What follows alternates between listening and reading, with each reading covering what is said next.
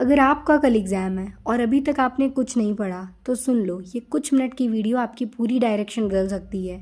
इस टाइम 90% बच्चे पैनिक में गलती करते हैं और वही गलती उनके मार्क्स खा जाती है।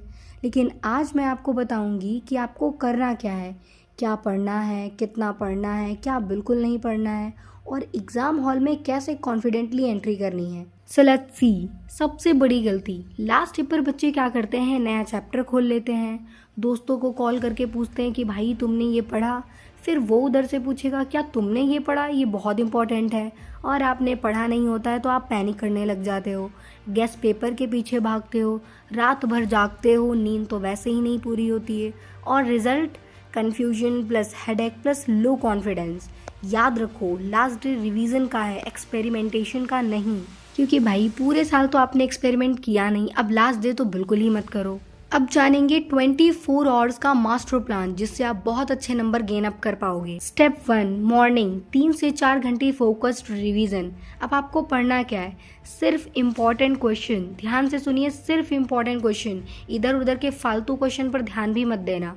फॉर्मूला, डेट्स, डेफिनेशंस, हेडिंग्स और सब हेडिंग्स, सिर्फ इनको ही पढ़ना है, वो भी जो इम्पोर्टेंट है। पूरा चैप्टर मत पढ़ो और ना ही आपके पास टाइम है पूरा चैप्टर पढ़ने का। आपके पास जो नोट्स हैं, जो भी आपके टीचर ने इम्पोर्टेंट क्वेश्चंस बताए हैं वो। अगर आपके पास साइंस है तो फिर न्यूमेरिकल फॉर्मूला रिवाइज करो और उसके साथ कुछ इंपॉर्टेंट डेफिनेशंस। अगर आपके पास एसएसटी है तो फिर डेट्स प्लस मैप बहुत ज़रूरी हैं। और अगर आपके पास हिंदी और इंग्लिश है तो आप फॉर्मेट देखो कि आखिर क्या फॉर्मेट होता है, और इम्पोर्टेंट क्वेश्चन। अब ये तो सुबह का प्लान हो गया, अब देखते हैं आफ्टरनून में प्लान क्या रहना चाहिए। 2 से 3 घंटे स्मार्ट वर्क। अब प्रीवियस ईयर क्वेश्चन पेपर देखो, जो भी आपके पास अनसॉल्व्ड है या फिर पेपर है जो भी है, मॉडल वगैरह, लेकिन सॉल्व नहीं करना है। ध्यान से सुनो, ये नहीं कि सॉल्व करने बैठ गए, सारा टाइम उसी में बर्बाद कर दिया।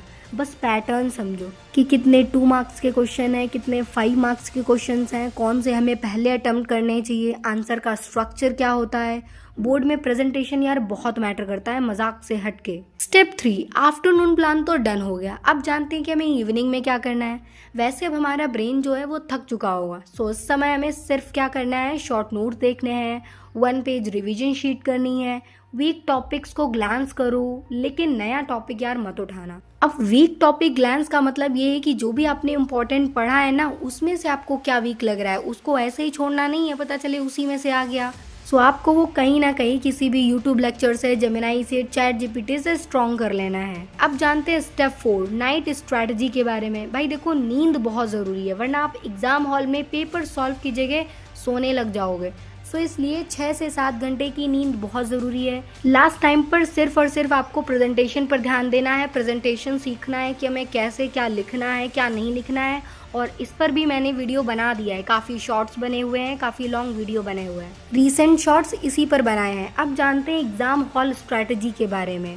देखो, पेपर मिलने के बाद में खुद को पैनिक नहीं करना है। ये नहीं कि पेपर मिला और लिखना शुरू, इतना शो ऑफ कर रहे हैं कि क्या ही बताएं, ऐसा नहीं करना है। सबसे पहले पूरा पेपर पढ़ो, आसान सवाल पहले करो, टाइम को डिवाइड कर लो, वरना फिर आप लास्ट टाइम तक कहोगे कि यार अभी तो बहुत बाकी है। सेक्शन के अकॉर्डिंग आपको टाइम डिवाइड करना है कि इतने टाइम में मुझे ये करना है, ज़्यादा किसी पर सोचना नहीं है। पता कोई क्वेश्चन नहीं आता हुआ, उस पर घंटों बैठ के सोच रहे हैं, ऐसा नहीं करना है। आगे के क्वेश्चन अटेम्प्ट करो, उसको बाद में कर लेना आके। और अगर आप टाइम का अच्छे से इस्तेमाल कर लोगे, टाइम मैनेजमेंट कर लोगे, तो फिर आपको लास्ट में 10 मिनट मिल जाएंगे ताकि आप अपनी कॉपी को रीचेक कर सको कि कहाँ पे गलती हुई है, कौन सा पॉइंट आपने नहीं लिखा, क्वेश्चन नंबर डाला कि नहीं डाला। और फिर से बता रही हूँ, अगर कोई क्वेश्चन याद नहीं आ रहा है ना तो पैनिक मत करो, उस पर टाइम वेस्ट मत करो, नेक्स्ट क्वेश्चन करो, 5 मिनट बाद खुद रिकॉल हो जाएगा वो। वीडियो के लास्ट में मैं आपसे सिर्फ और सिर्फ इतना कहना चाहूँगी कि इन सब चीज़ों से दूर रहना। पहला, कंपैरिजन नहीं करना। दूसरा, नेगेटिव लोगों से बात नहीं करनी है। तीसरा, बहुत ज़्यादा यूट्यूब पर खोना नहीं है कि कौन सा वीडियो देख लें, किससे हम पास हो जाएं। भाई जितना टाइम आपके पास बचा है ना, आप उतने में मेहनत कर लोगे ना तो आप बहुत अच्छे नंबर गेन कर सकते हो। और हाँ, एक चीज़ का ध्यान रखना, किसी भी पेपर को देने के बाद मार्क्स कैलकुलेट बिल्कुल मत करना। और मेरे प्यारे बच्चों, याद रखना, बोर्ड एग्ज़ाम आपकी पूरी ज़िंदगी डिसाइड नहीं करता है, सो खुद को पैनिक नहीं करना है। लेकिन हाँ, इससे एक चीज़ होती है कि आपका कॉन्फिडेंस बूस्ट हो जाता है और उस पर आपको ध्यान भी देना है क्योंकि लाइफ में एग्जाम्स बहुत आएंगे। सो आई होप आपको ये वीडियो पसंद आया होगा, लेकिन अभी भी अगर आपके मन में कोई डाउट है, कोई क्वेश्चन है तो आप मुझसे पूछ सकते हैं, मैं उसका जवाब देने के लिए तुरंत रेडी हूँ। सो तब तक के लिए बाय बाय, ख्याल रखना and good luck for your exam.